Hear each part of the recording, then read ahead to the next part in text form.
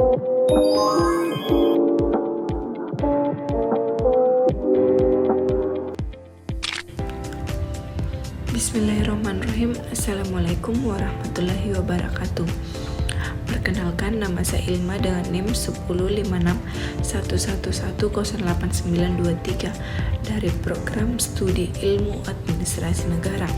Pada video ini, saya akan membahas sebuah studi kasus nyata yang diambil dari berita online, yaitu kasus kebocoran data pribadi pada aplikasi e-Hack Indonesia.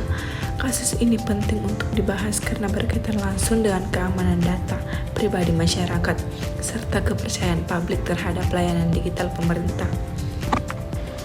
Aplikasi yang menjadi studi kasus nyata adalah e-Hack atau Electronic Health Alert Card. e-Hack merupakan aplikasi yang dikembangkan oleh Kementerian Kesehatan Republik Indonesia dan sebelumnya digunakan selama masa pandemi COVID-19. Aplikasi ini digunakan untuk membantu pemerintah dalam mencatat dan memantau data kesehatan masyarakat, khususnya untuk keperluan perjalanan seperti hasil tes COVID-19 dan riwayat perjalanan pengguna. Dalam penggunaannya, aplikasi e-Hack menyimpan berbagai data antara lain nama lengkap, identitas, data kontak, hasil kesehatan, serta informasi perjalanan pengguna.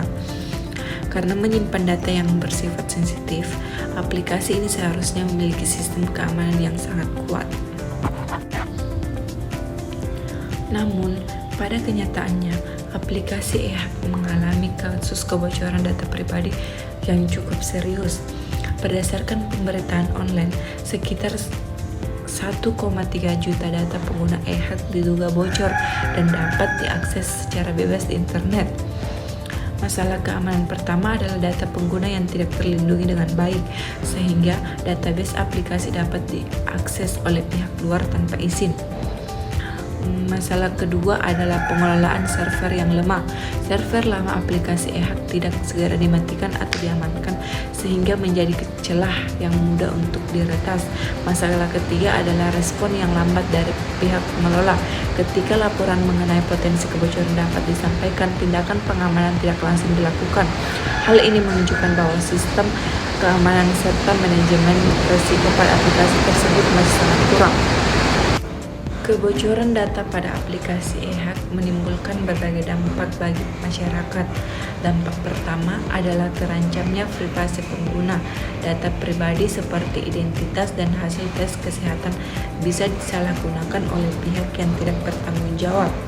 Dampak kedua adalah menurunnya kepercayaan masyarakat terhadap aplikasi pemerintah. Banyak masyarakat menjadi ragu untuk menggunakan layanan digital karena takut datanya bocor. Dampak ketiga adalah potensi penyalahgunaan data seperti penipuan, pemalsuan identitas, atau penjualan data secara ilegal. Dampak-dampak tersebut sangat merugikan masyarakat dan dapat menghambat perkembangan transformasi digital di Indonesia.